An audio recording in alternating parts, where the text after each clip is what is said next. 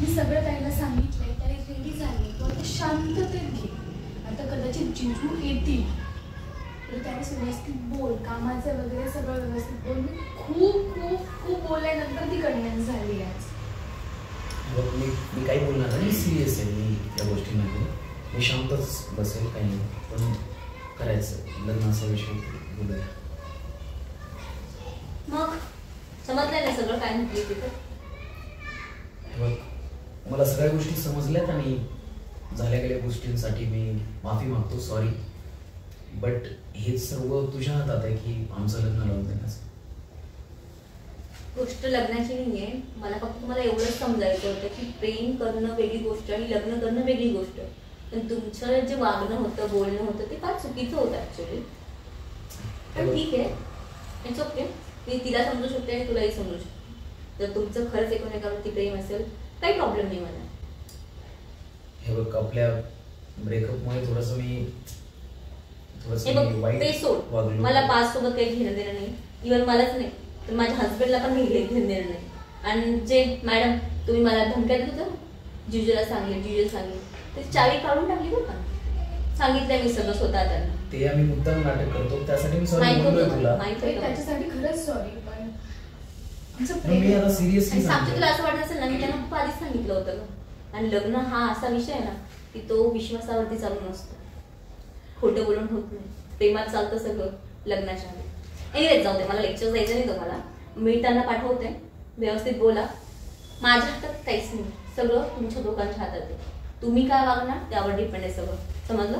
त्यामुळे असा विचार नका करू की नाही आता दिदी मांडली आहे, दिदीने मान्य केलंय म्हणजे होईल सगळ्या गोष्टी. आणि हे बघ, प्रेम झालं ते सगळं संपलं, आता लग्न करायचंय. आम्ही रिलेशनशिप मध्ये होतो, काय होतो हे सगळं डोक्यातून काढून टाकायचं.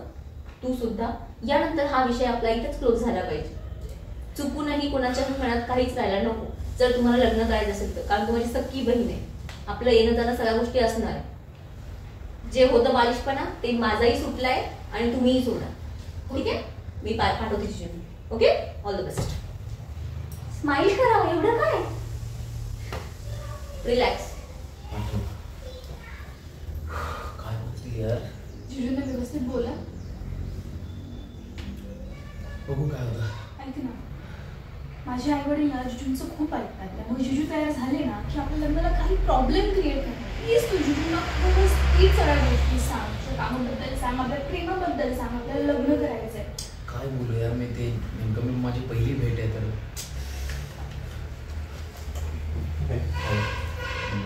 प्रियाने मला सांगितलं तुमच्याबद्दल. सो काय लग्न करायचं म्हणताय तुम्ही? लग्न करायचं म्हणजे या विषयावर काय बोलू मी आता? जिजू मला याच्यासोबत लग्न करायचं. काय शिक्षण वगैरे काय झालंय? 12वी. आणि तू आता कुठे जॉब करतोस?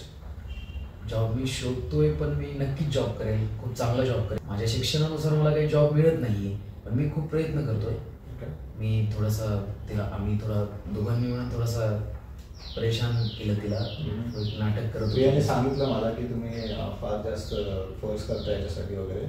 तर लग्न म्हणजे तुम्हाला लीड केलं आहे. आय डोंट थिंक की तुम्ही व्यवस्थित हँडल केलं याला आतापर्यंत. सो झाल्या गेल्या सगळ्या गोष्टींसाठी सॉरी, बट आम्हाला हे लग्न करायचंय तर तुम्ही सपोर्ट कराल अशी.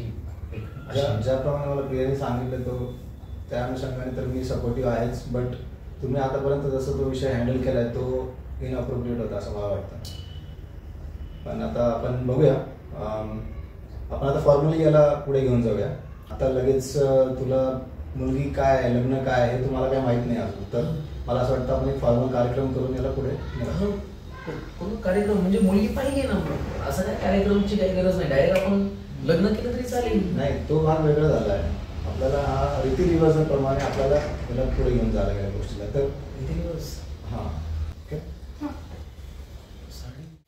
जर असं काही बघण्याचं वगैरे असलं असतं तर ते गावाकडून बोलवलं असतं ना. प्रश्नोत्तराचा कार्यक्रम घेऊया जरा आणि मग समजेल आपण कुठे आहेत सध्या. आईने प्रश्न विचारले असते ना सुनीला, त्यामुळे मला थोडं. नाही, पहिले हा कार्यक्रम बघू दे, आपण बघूया. चालेल.